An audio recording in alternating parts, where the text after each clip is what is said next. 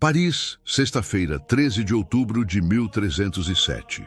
Os sinos das igrejas tocam, mas não é um chamado à oração, é o som da traição.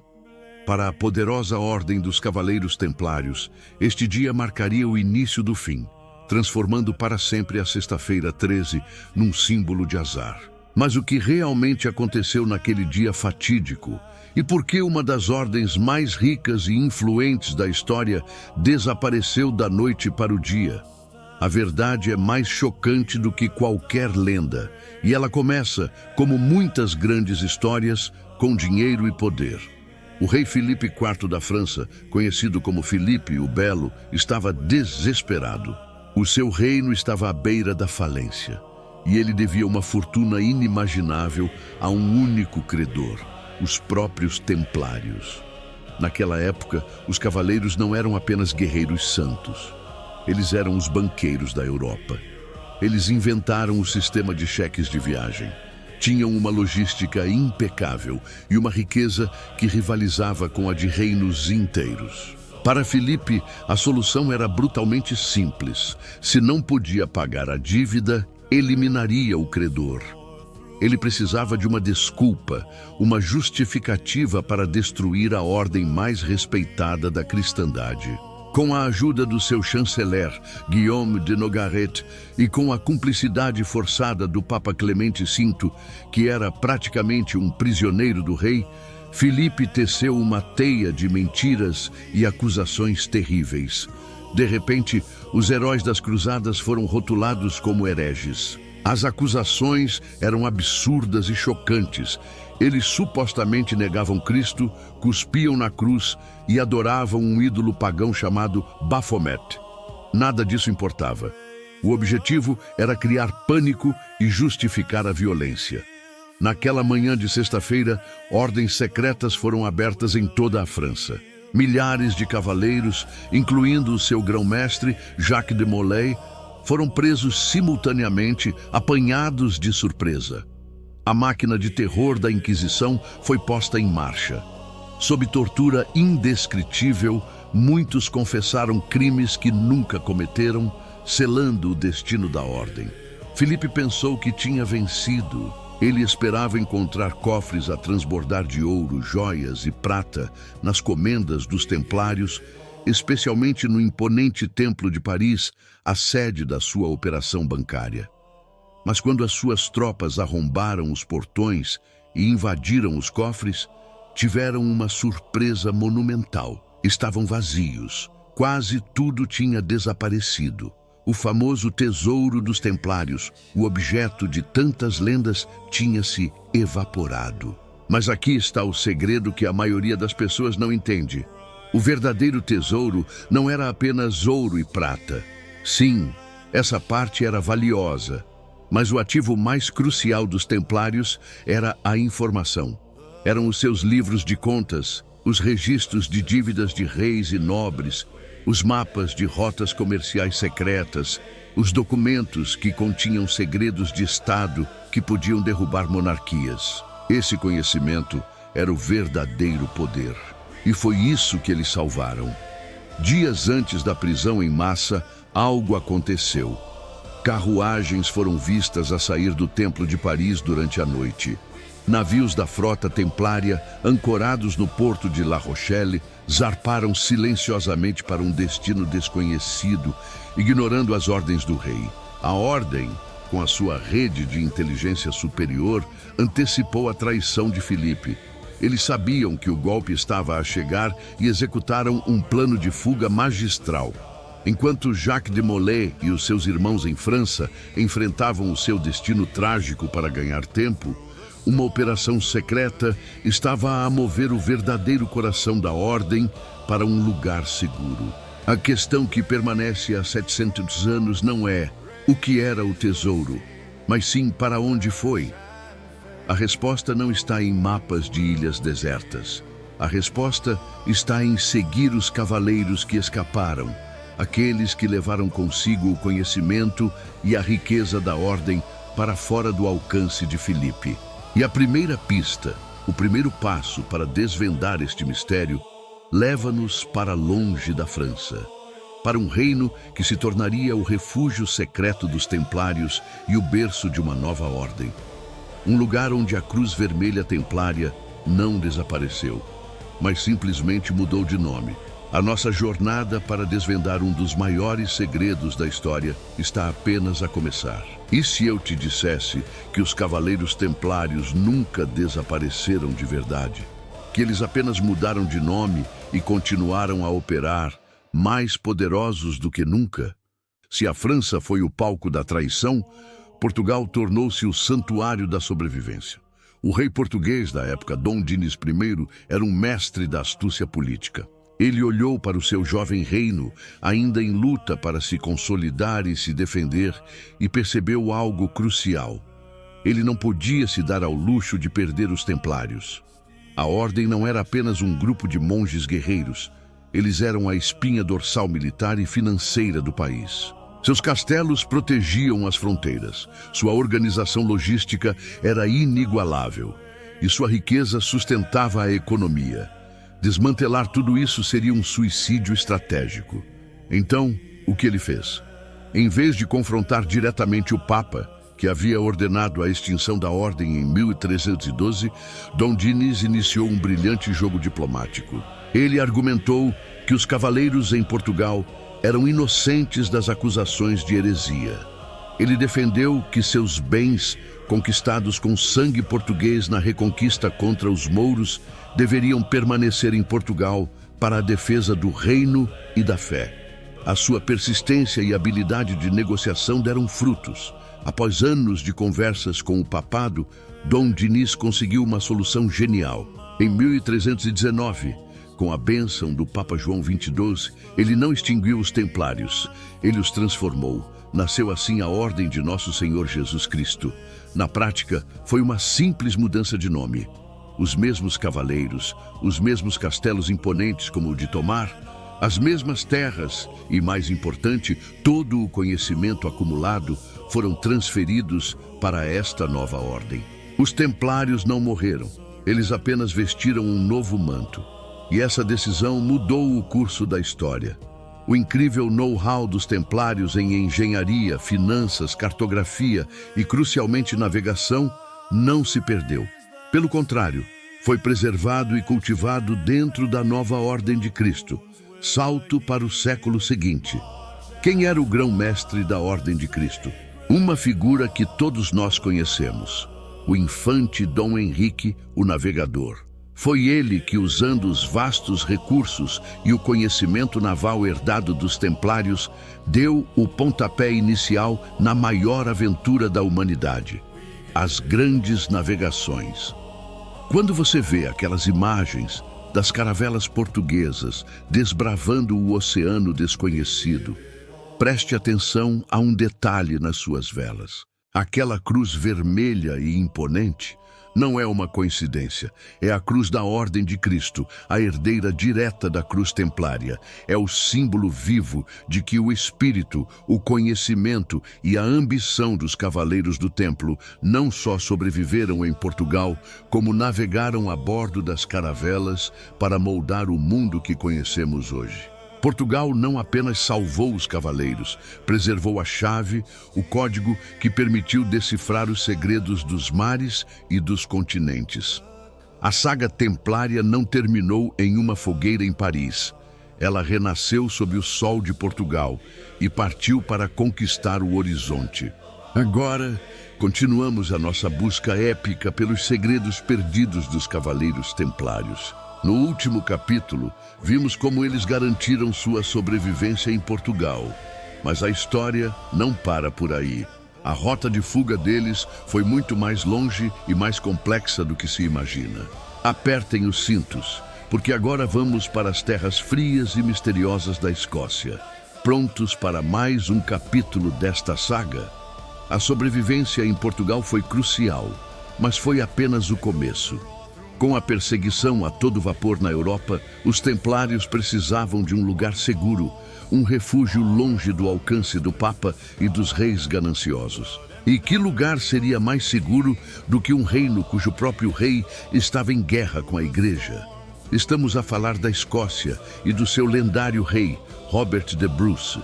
Em 1312, quando o Papa Clemente V dissolveu a Ordem dos Templários, Robert de Bruce já tinha sido excomungado. Isso significa que, para ele, as ordens do Vaticano não valiam nada. Ele não tinha qualquer obrigação de prender os cavaleiros ou confiscar os seus bens. Para os templários em fuga, a Escócia era um verdadeiro paraíso, um porto seguro num mar de perseguições. Há fortes indícios e registros que sugerem que um contingente significativo de cavaleiros templários não só encontrou abrigo na Escócia, como também se juntou ao exército de Robert de Bruce. Imaginem a cena. Cavaleiros de elite, veteranos das cruzadas, juntando-se a uma luta desesperada pela independência escocesa. O clímax desta aliança aconteceu em 1314, na Batalha de Bannockburn. Esta foi a batalha que decidiu o futuro da Escócia. Os escoceses, em menor número, enfrentaram o poderoso exército inglês. Disse que, num momento crítico da batalha, uma força de cavalaria fresca e disciplinada surgiu no campo, virando a maré a favor dos escoceses. Muitos historiadores e teóricos acreditam que estes eram os templários, pagando a sua dívida de gratidão e lutando ao lado de Robert de Bruce. A sua experiência militar teria sido decisiva para garantir a independência da Escócia. Esta conexão entre os templários e a Escócia é a chave para entendermos o próximo passo. Não se tratava apenas de sobreviver, mas de preservar o conhecimento, a riqueza e os segredos da ordem. E é aqui que um dos locais mais enigmáticos do mundo entra na nossa história: a Capela Rosslyn. Construída cerca de 150 anos depois, em meados do século XV, pela família St. Clair, nobres escoceses com possíveis laços ancestrais com os templários, a Capela Rosslyn é uma obra-prima de mistério. Muitos pensam nela como o esconderijo do Santo Graal, mas a sua verdadeira função é muito mais subtil e genial. Rosslyn não é um cofre, é um livro de pedra. A sua arquitetura é completamente única, diferente de qualquer outra igreja da época. As suas paredes estão cobertas de símbolos que misturam iconografia cristã, pagã e templária. A famosa coluna do aprendiz, com a sua espiral complexa e detalhada, sugere o trabalho de mestres construtores que possuíam segredos de geometria e engenharia. Segredos esses que os templários trouxeram do Oriente. Pensem na capela como um grande quebra-cabeças criptográfico. Cada símbolo, cada padrão geométrico, cada detalhe arquitetônico é uma peça de um código. Rosslyn não esconde o tesouro em si, ela ensina a linguagem para o encontrar. A geometria, a numerologia, a disposição das esculturas, tudo funciona como um índice, uma chave para decifrar a localização final. E isto leva-nos a uma conclusão fascinante. Temos dois ramos da sobrevivência templária, trabalhando em conjunto. Os cavaleiros que ficaram em Portugal, transformados na Ordem de Cristo, sabiam como salvar e proteger fisicamente o tesouro. Enquanto isso, os cavaleiros que fugiram para a Escócia sabiam como codificar a sua localização, criando um mapa indecifrável para os não iniciados. Uma estratégia de duas frentes perfeitamente coordenada. Mas se Rosslyn é a chave e Portugal foi o protetor, onde está o verdadeiro esconderijo? A lógica diz-nos que o local final deve estar ligado ao epicentro do poder e conhecimento da ordem antes da sua queda. Um lugar que concentrava toda a sua riqueza espiritual e material antes da traição do rei Filipe IV, de França. Neste capítulo, vamos desvendar a mais dramática e definitiva saga dos Cavaleiros Templários. Durante anos, a perseguição de 1307 foi vista como um momento em que os seus segredos foram escondidos. Mas, e se eu vos dissesse que a chave não está na Europa, mas sim na poeira de uma fortaleza perdida no Levante? A decifração de códigos construtivos na Escócia e a análise de misteriosos registros portugueses nos levaram a uma conclusão surpreendente. O ponto de virada para os Templários não foi em 1307, mas sim o ano de 1291. Essa data marca a queda de São João de Acre, a última grande fortaleza cristã na Terra Santa. Imaginem a cena. Acre, hoje conhecida como Aco em Israel, era o coração pulsante do Reino Cruzado, um baluarte de fé e poder militar. Mas em 1291, a cidade enfrentou o seu destino final nas mãos dos exércitos mamelucos do Egito. A sua queda não foi apenas uma derrota, foi o colapso de um sonho que durou 200 anos. No centro desta batalha apocalíptica estava o grão-mestre dos Templários, Guilherme de Beaujeu. Ele lutou bravamente, defendendo as muralhas da cidade até ao seu último suspiro. Com a sua morte e o caos a engolir tudo, os cavaleiros sobreviventes foram confrontados com uma decisão impossível. O que fazer com o seu bem mais precioso e perigoso? Não falo do ouro ou das joias, falo do códice, o conjunto de arquivos mais sensível da Ordem. Estes não eram simples documentos, eram mapas de influência, registros financeiros que ligavam reis e papas e segredos que poderiam abalar as fundações da Europa. Deixá-los cair em mãos inimigas seria uma catástrofe. No meio do cerco, com a destruição total iminente, os Templários tomaram a sua decisão final. O seu tesouro mais volátil, o códice, foi secretamente selado num esconderijo profundo sob a sua própria cidadela em Acre, momentos antes da fortaleza ser reduzida a escombros pelos mamelucos. É por isso que o códice sobreviveu à purga de 1307. Ele não estava na Europa para ser encontrado. Já estava escondido há quase 2 décadas, enterrado sob as ruínas do maior desastre militar da Ordem. A busca pelo tesouro perdido dos Templários não nos leva a Paris ou a Roslin, mas sim ao local da sua maior tragédia. A verdade não foi selada pelo medo da perseguição de um rei francês, mas pela necessidade desesperada de proteger um legado no fim de uma era. A nossa busca pela verdade termina onde a história da Ordem se quebrou. Rastrear o último esconderijo dos Templários é, na verdade, rastrear a tragédia de Acre, o lugar onde a sua missão na Terra Santa acabou e o seu maior segredo foi confiado à Terra. O segredo não está onde a Ordem morreu, mas sim onde o seu coração foi partido. Hoje, vamos mergulhar numa das maiores questões que cercam os Cavaleiros Templários. Já sabemos que um códice valiosíssimo foi enterrado em Acre, mas como eles garantiram que alguém o encontraria séculos depois? A resposta, meus amigos, não está em profecias, mas sim em pura e genial logística. Vamos voltar no tempo. O ano é 1291. A cidade de Acre, o último bastião cristão na Terra Santa, cai perante os mamelucos. É um desastre para os Templários. Mas, em meio ao caos, a Ordem não se desfaz. Pelo contrário, eles executam um plano de contingência brilhante. A sede oficial é transferida para a ilha de Chipre, um local estratégico governado pela dinastia Lusignan. É de Chipre que o último grão-mestre, o famoso Jacques de Molay, comanda as operações. Ele não desiste. Ele sonha com a retaliação, com a reconquista. E é a partir desta nova base que os arquivos mais preciosos da Ordem são cuidadosamente dispersos para locais seguros por toda a Europa. Pensem em Chipre como o grande centro de distribuição dos segredos templários. Agora, imaginem a cena. Navios partindo secretamente de Chipre, carregando não apenas cavaleiros, mas rolos de pergaminho e documentos que valiam mais do que ouro. Entre eles estava uma peça fundamental, o mapa de engenharia. Este não era um mapa qualquer.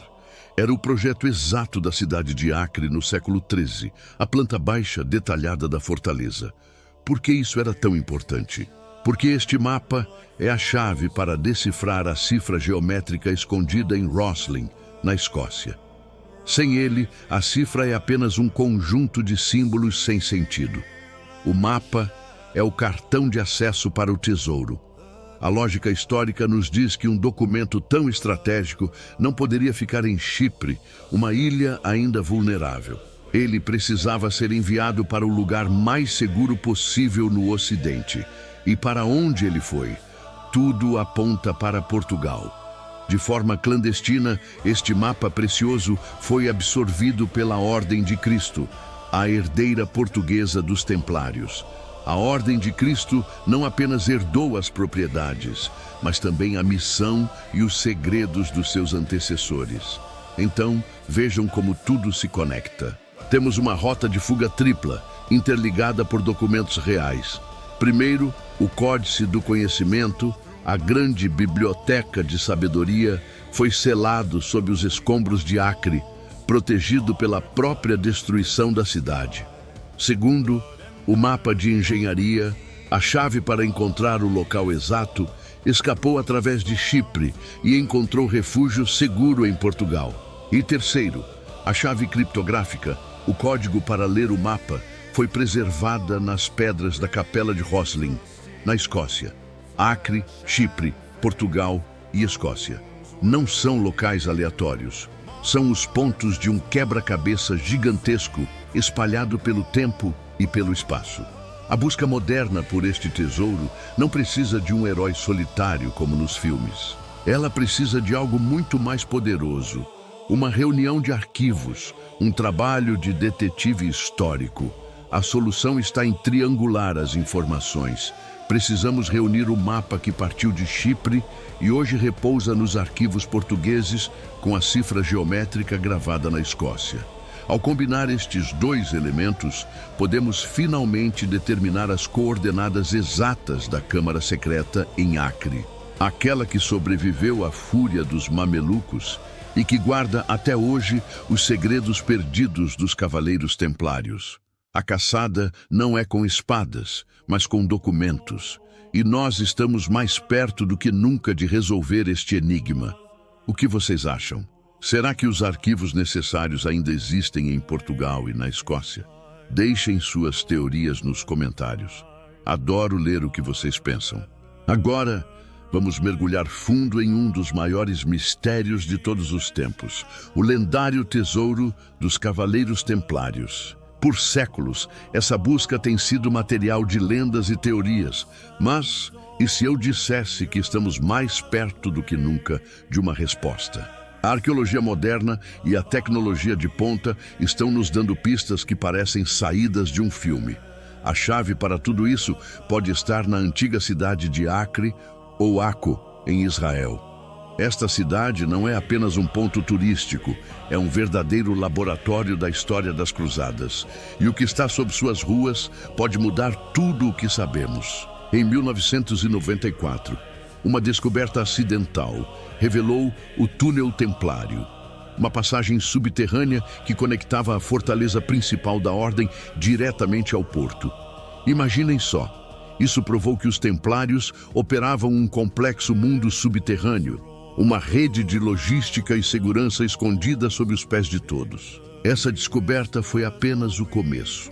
Arqueólogos como o Dr. Albert Lin entraram em cena com tecnologias incríveis, como o LIDAR, uma espécie de radar a laser. Ao escanear o subsolo de Acô, eles descobriram muito mais do que apenas um túnel. Revelaram uma rede inteira de câmaras secretas e postos de guarda que permaneceram enterrados por séculos. É como se a cidade inteira tivesse uma segunda camada, um mundo secreto construído pelos próprios Templários. Agora, a parte mais intrigante. Lembram-se do misterioso mapa de engenharia de Chipre? Alguns pesquisadores acreditam que, ao ser decifrado usando a cifra geométrica de Roslin, esse mapa não aponta para um lugar qualquer. Ele aponta para uma anomalia específica, uma estrutura incomum bem no coração da cidadela templária de Acre. Todos os dados parecem convergir para este único ponto, Um mapa antigo, uma cifra misteriosa e a tecnologia moderna apontando para o mesmo local. Vamos voltar um pouco no tempo, para o ano de 1291. Os mamelucos conquistam Acre e, em um ato de fúria, usam explosivos para destruir as muralhas da fortaleza templária. Parece o fim da história, certo? Mas, paradoxalmente, essa destruição massiva pode ter sido a salvação do segredo templário. Ao implodir as estruturas superiores, os mamelucos podem ter, sem querer, selado e protegido perfeitamente um esconderijo subterrâneo, criando uma cápsula do tempo isolada do mundo por mais de 700 anos. Então, o que temos aqui? Fatos históricos, descobertas arqueológicas e pistas criptografadas que se unem em um único ponto de convergência. Nossos dados nos levam exatamente para lá. A busca pelo tesouro de conhecimento dos templários, que por tanto tempo viveu apenas em livros e arquivos, está prestes a se tornar real. Estamos à beira de iniciar uma escavação no ponto zero da história, na câmara secreta sob a cidade moderna de Aco. O longo silêncio dos templários está prestes a ser quebrado. O que vocês acham que será encontrado lá? O Santo Graal, documentos perdidos, riquezas inimagináveis? Deixem suas teorias nos comentários abaixo. E se você é tão apaixonado por mistérios históricos quanto eu, não se esqueça de se inscrever no canal, dar o seu like e ativar o sininho para não perder o próximo capítulo desta incrível jornada. Obrigado por assistir e até a próxima.